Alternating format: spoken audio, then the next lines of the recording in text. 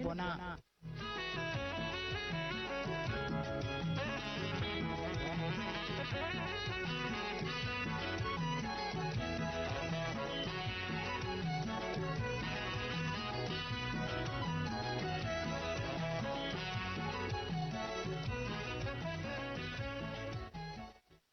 سلام زخبركم من زخبركن تخاتلتي مدبن لبونا نحجي فولي ارستينا قربنا لكم عدلاوي ግርማይ ብርሃ ዓሲምባ مس ارتعيتن عربيتن اريام ጎይቶኦም بمخانينا سسنايونا تمننا ናብ ምድላዋትና ክንወስደኩም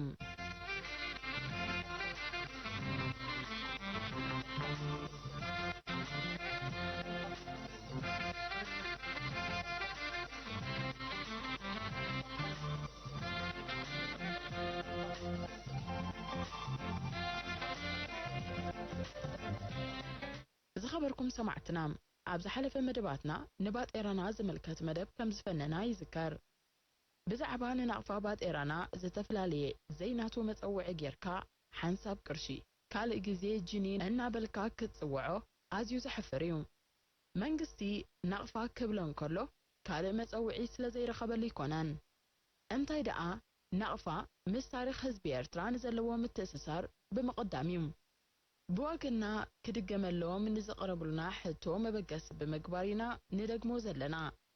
زملكتو من قستاو تكاليخون كالي عبت حساسبا زيقاتاتنا كتصاوتو زقبقوم ترا بزحيلا نخغطلو انا تلابونا عبز غطل بواقنا ناقتا حزان نقفا عب جوبا وي بورسا زملكتوم سبدكوان بخميت اكاملون كالين مبرهي زهب كإلا حزنا لكم كنقربينا حجينا بتمدب كان استقاقركم سنة مكتتال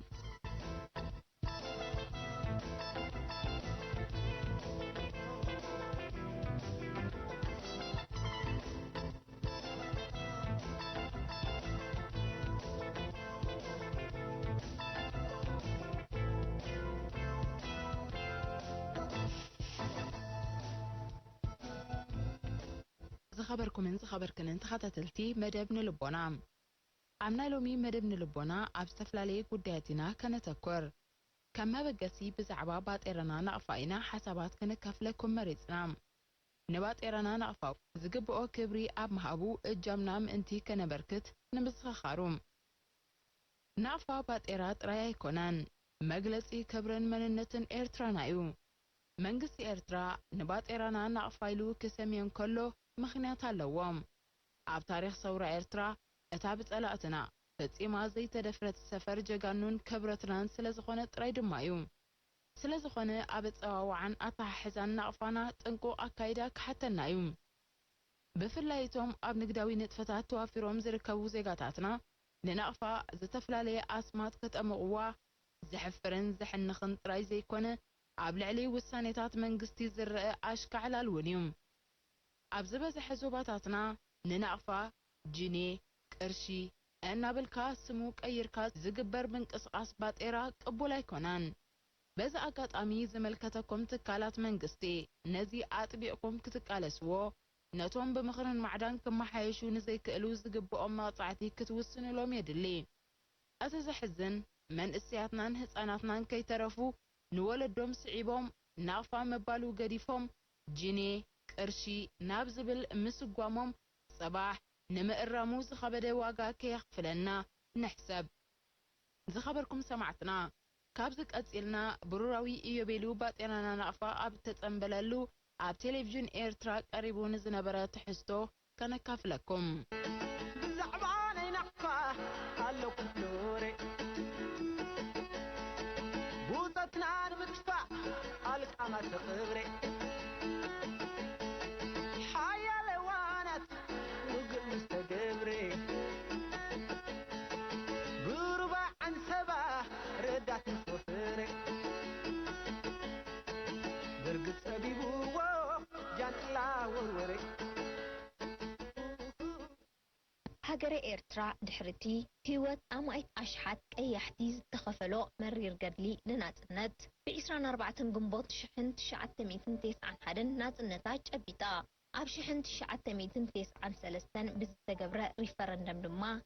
نتي ኣብ 1991 ዝተጎናጸፈቶ ናጽነት ብሕጋዊ መንገዲ ከም ናጽ ሃገር ኣብ ውድብ ሕቡራት ሃገራት ባንዴራኣ ግቡእ ቦታ ሒዛ ሓንቲ ብርእሳ እትመሓደር ናጽ ሃገር ከስሚዋ ዝኽእሉ ረዋሒታት ንምምላእ ድማ ነቲ መግዛእቲ ዝገደፈላ በሰር ብምእላይ ርእሳ ንምኽኣል ክሕግዝዋ ዝኽእሉ መምርሒታት ብምሕንጻጽ ናብ ህንጸት ሃገር ወፊራ ከም ውጽኢቱ ድማ ኣብቲ ድሕሪ ናጽነት ዝነበረ 6 ዓመታት ብዝግባእ ብምጥቃም ከም መቐጽልታ ናይ ሓንቲ ልኡላዊት ሃገር ከተማልኦ ዘለዋ ነገራት ኤርትራ ድማ ናይ ባዕላ ባጤራ ክትሓትም በቕዐት ሓንቲ ሃገር ባዕላ እተመሓድሮ ናይ ገዛ ርእሳ ባጤራ ክህልዋ መግለጺ ልኡላውነታ እዩ ባዕላ ብሃገራዊ ባንክ ከተመሓድሮ ድማ ትኽእል ከም ውጽኢቱ ድማ ቁጠባ በቲ ዝምችእ ኩነታት ከተማእዝኖን ክትቋጻጸሮን ይኽእላ ንቁጠባ ክጸሉ ዝኽእል ንጥፈታት ከም ንግዲ ሸርፊ ናይ ወፃእ ሃገር ኣብ ውሽጥን ወፃእን ካየዱ ዝተፈላለዩ ንቁጠባ ክጸልቡ ዝኽእሉ ነገራትን ካልእን ድማ ንኸተመሓድር ትኽእል እዚ ስለ ዝኾነ እምበር ኤርትራ ድሕሪ ዝተኻየደ ጽጹይ መጽናዕቲ ነቲ ብመግዛእቲ ተዳኺሙ ዝነበረ ቁጠባዊ ኩነታት ብምብርባርን ምስኡ ተወሃሂዱ ዝኸይድ ናይ ልምዓት ስትራቴጂ ብምሕንጻጽን ቁጠባ ከም ማሕደር ዝኽእል ሓይሊ ብምድልዳልን ድማ ብ5 ሕዳር 1997 ባጤራ ኤርትራ ናቕፋ መንነትን ታሪኽን ህዝቢ ኤርትራ ብዝትርኽ መንገዲ ተሰሪሑ ንሕትመት ዝበቕዐ በቲ ኣብ ዓለም ብምሕታም ባጤራ ህቡብ ዝኾነ ጀርመናዊ ባንክ ዲስካን ገብርያን ዝተሓትመ ባጤራ ኤርትራ ነቲ ዝሓለፈ መሪር ቃልሲ ታሪኽ ህዝቢ ኤርትራ ንምግላጽ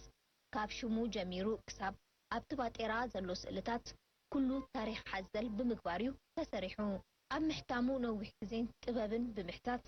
በቶም ነዚ ጥበብ ዝመልኩ ውሑዳት ክኢላታት ብውሕሉል ኣገባብ ተሰሪሑ ንሕትመት በቕዐ ባጤራ ናቕፋ ቦታ ትምህርትን ቃልስን ጽንዓትን ህዝቢ ኤርትራ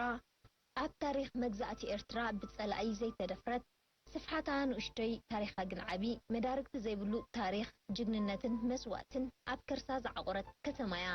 ስለ ዝኾነ ድማዩ ባጤራ ኤርትራ ናቕፋ ተባሂሉ ንኽስመ ዝተመርጸት ባጤራ ሓንቲ ሃገር መግለጺ መንነታን ታሪኻን እዩ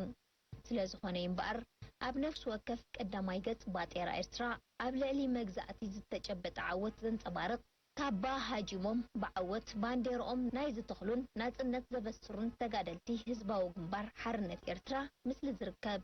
ከምኡውን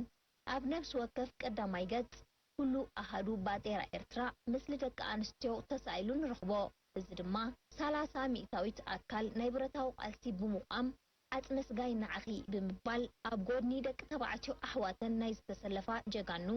ኣብ ድሕሪ ናጽነት እውን ኣብ ህንጸት ሃገር ናይ ዝወፈራ ንትሽዓተን ብሄራት ደቂ ኣንስትዮ ዝውክል ምስሊ ይርከቦ ኣብ ድሕሪዋይ ገጽ ሓደ ናቕፋ ድማ ተምሃሮ ኣብ መኣዲ ትምህርቲ ከለዉ ዘርኢ ምስሊ ኣሎ እዚ ድማ ነቲ ኣብ ትሕቲ ዝጸንከረ ኩነታት እውን እንተኾነ ዘይተማሃረ ይመሃር ኣብ ትሕቲ ዝብል ጭርሖ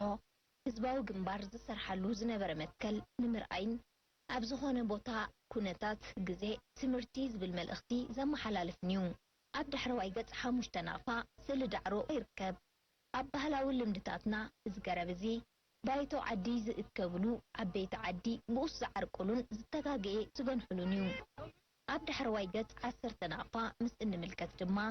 ቢንቶ እትሰግር ኣብ መንገዲ ባቡር ንኽትከይድ ዝተሰንዐት መኪና ትርአ እዚ ድማ